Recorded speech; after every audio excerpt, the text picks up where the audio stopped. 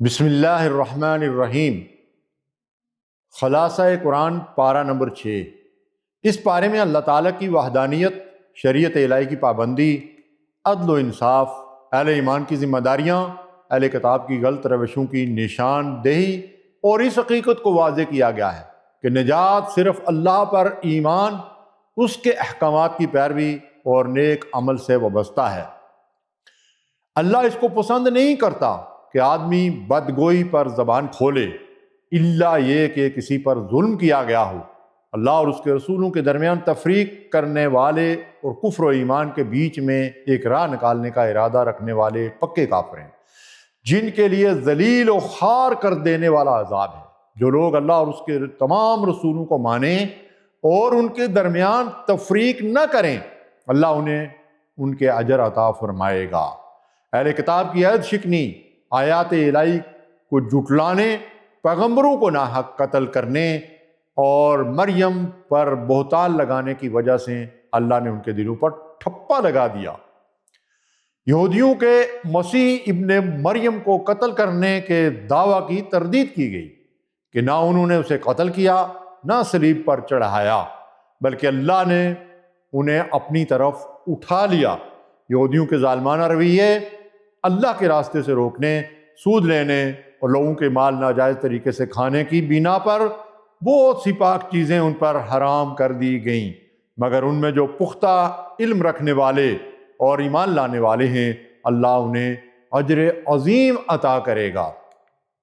اللہ نے محمد صلی اللہ علیہ وسلم پر اسی طرح وحی بھیجی جس طرح نوح اور اس کے بعد کے پیغمبروں ابراہیم، اسماعیل، اسحاق، یعقوب، عیسیٰ، ایوب، یونس، ہارون، سلیمان اور داؤد علیہ السلام پر بھیجی تھی۔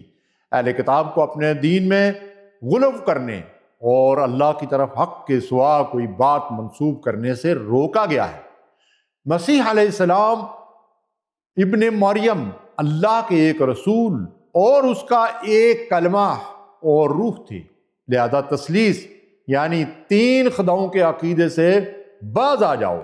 مسیح یا مقرب فرشتے اللہ کی بندگی سے کبھی آر نہیں سمجھتے۔ جو لوگ اللہ پر ایمان لائیں گے، اس کی پناہ ڈھونڈیں گے، اللہ انہیں اپنی رحمت اور اپنے فضل میں لے لے گا۔ کلالہ وہ شخص جس کی اولاد اور والدین نہ ہوں کہ ترکے کے بارے میں اللہ کا قطعی فتویٰ بیان کیا گیا ہے، جس میں بہن بھائی اور ان کے حصوں کی تفصیل دی گئی ہے۔ ناظرین، اہل ایمان کو بندشوں کی پابندی کرنے، شعائر اللہ یعنی حرام مہینوں اور قربانی کے جانوروں کی بے حرمتی نہ کرنے کا حکم دیا گیا ہے۔ نیکی اور خدا ترسی کے کاموں میں تعاون اور گناہ و زیادتی میں عدم تعاون کی ہدایت کی گئی ہے۔ مردار خون، سور کا گوشت اور غیر اللہ کے نام کا ذبیحہ حرام ہے، سوائے اس کے کہ آدمی بھوک سے مجبور ہو۔ اعلان کیا گیا کہ آج دین مکمل کر دیا گیا ہے اور اسلام کو بحیثیت دین قبول کر لیا گیا ہے۔ تمام پاک چیزیں اہل کتاب کا کھانا اور اہل کتاب کی پاک دامن عورتوں سے مہر کی ادائیگی کے بعد نکاح حلال کر دیا گیا ہے۔ نماز کے لیے وضو، غسل اور پانی نہ ملنے کی صورت میں تیمم، پاک مٹی سے مسح کا طریقہ بیان کیا گیا ہے تاکہ طہارت حاصل ہو۔ اللہ کی خاطر راستے پر قائم رہنے اور انصاف کی گواہی دینے کی تاکید کی گئی ہے، اور کسی گروہ کی دشمنی میں عدل نہ چھوڑنے کا حکم دیا گیا ہے۔ اللہ نے ایمان اور نیک عمل والوں سے مغفرت اور بڑے اجر کا وعدہ کیا ہے۔ بنی اسرائیل نے اللہ سے کیے ہوئے پختہ عہد کو توڑا، جس کی پاداش میں ان کے دل سخت کر دیے گئے، وہ تحریف کلام کے مرتکب ہوئے۔ نصارہ نے بھی اپنے عہد کا بڑا حصہ فراموش کر دیا، جس کے نتیجے میں اللہ نے ان کے درمیان قیامت تک کے لیے دشمنی اور بغض کا بیج بو دیا۔ اہل کتاب کو دعوت دی گئی ہے وہ اس رسول محمد صلی اللہ علیہ وسلم کا اتباع کریں جو کتاب الہی کی چھپائی ہوئی باتوں کو کھول رہا ہے۔ ان لوگوں نے کفر کا ذکر کیا ہے جنہوں نے مسیح ابن مریم کو خدا قرار دیا ہے، یہ کہا کہ ہم اللہ کے بیٹے اور چہیتے ہیں، نعوذ باللہ۔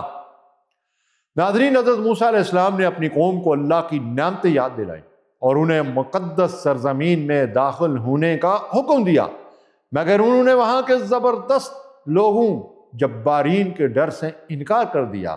انہوں نے موسیٰ علیہ السلام سے کہا کہ تم اور تمہارا رب جا کر لڑو، ہم یہاں بیٹھے ہیں۔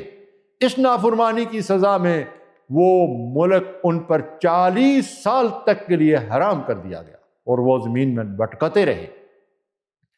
آدم کے 2 بیٹوں کا قصہ بیان کیا گیا ہے، جس میں ایک نے دوسرے کو حسد کی بنا پر قتل کر دیا اور بعد میں پچھتایا۔ اس واقعے کی بنا پر بنی اسرائیل کو یہ حکم دیا گیا کہ جس نے کسی ایک انسان کو ناحق قتل کیا، اس نے گویا تمام انسانوں کو قتل کر دیا، اور جس نے کسی ایک کی جان بچائی، اس نے گویا تمام انسانوں کو زندگی بخش دی۔ جو لوگ اللہ اور اس کے رسول سے لڑتے ہیں اور زمین میں فساد، رہزنی وغیرہ کرتے ہیں، ان کے لیے قتل، سولی، ہاتھ پاؤں کاٹنے یا جلا وطنی کی سخت سزائیں ہیں۔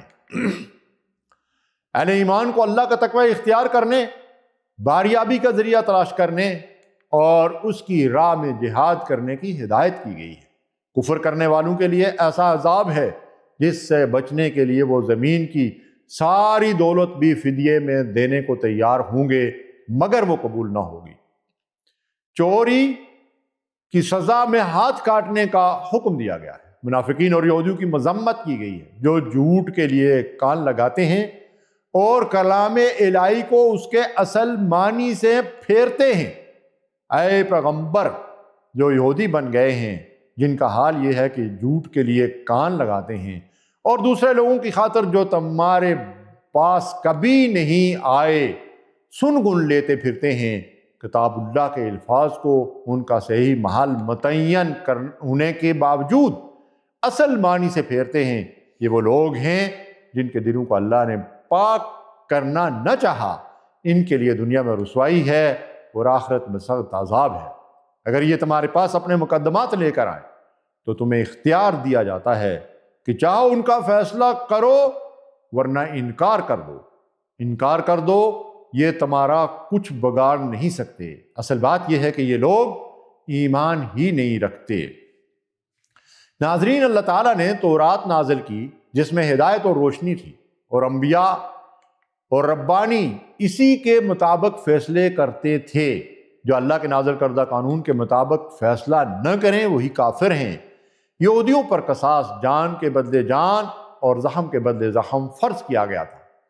عیسیٰ علیہ السلام کو انجیل دی گئی جو تورات کی تصدیق کرتی تھی۔ اس کے بعد قرآن کو برحق نازل کیا گیا جو پچھلی کتابوں کی تصدیق کرنے والا اور ان کا محافظ ہے۔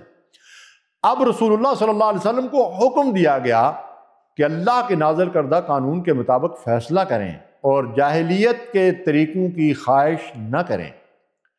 مسلمانوں کو یہودیوں اور عیسائیوں کو اپنا رفیق بنانے سے منع کیا گیا۔ حقیقی رفیق صرف اللہ اور اس کا رسول اور وہ اہل ایمان ہیں جو نماز قائم کرتے اور زکوٰۃ دیتے ہیں، اور ان لوگوں کو دوست بنانے سے روکا گیا جو دین کو مذاق اور تفریح بناتے ہیں۔ یہودیوں کے اس گروہ کی مذمت کی گئی ہے جو گناہ اور حرام خوری میں پیش ہیں، اور ان کے علماء انہیں ان برائیوں سے نہیں روکتے۔ یہودی کہتے ہیں اللہ کے ہاتھ بندھے ہوئے ہیں۔ باندھے گئے ان یہودیوں کے ہاتھ اور لعنت پڑی ان پر۔ اللہ کے ہاتھ تو کشادہ ہیں۔ جو کلام نازل ہوا وہ ان میں سے اکثر کی سرکشی میں اضافہ کا باعث بنا، اور ان کے درمیان قیامت تک عداوت اور دشمنی ڈال دی گئی۔ یہ زمین میں فساد پھیلانے کی صحیح کرتے ہیں، مگر اللہ فساد کرنے والوں کو ہرگز پسند نہیں کرتا۔ اگر اہل کتاب ایمان لائیں اور خدا ترسی اختیار کرتے اور تورات و انجیل کو قائم کرتے تو ان کی برائیاں ان سے دور کر دی جاتی۔ مسلمان ہوں یا یہودی، صحابی ہوں یا عیسائی، جو اللہ اور روز آخر پر ایمان لائے اور نیک عمل کرے، اس کے لیے نہ خوف ہے نہ رنج۔ بنی اسرائیل سے عہد لیا گیا مگر انہوں نے رسولوں کو جھٹلایا اور قتل کیا۔ یقیناً کفر کیا ان لوگوں نے جنہوں نے کہا اللہ مسیح ابن مریم ہی ہے، نعوذ باللہ، اور جنہوں نے کہا کہ اللہ تین میں کا ایک ہے، حالانکہ ایک خدا کے سوا کوئی خدا نہیں، اور جس نے اللہ کے ساتھ کسی کو شریک ٹھہرایا اس پر جنت حرام ہے۔ مسیح ابن مریم بس ایک رسول تھے، بنی اسرائیل میں سے جن لوگوں نے کفر کیا ان پر لعنت اور پھٹکار برسائی گئی کیونکہ وہ سرکش ہوئے۔ آج ان میں سے بکثرت لوگ کفار کی رفاقت کرتے ہیں، اللہ ان پر غضبناک ہو گیا ہے۔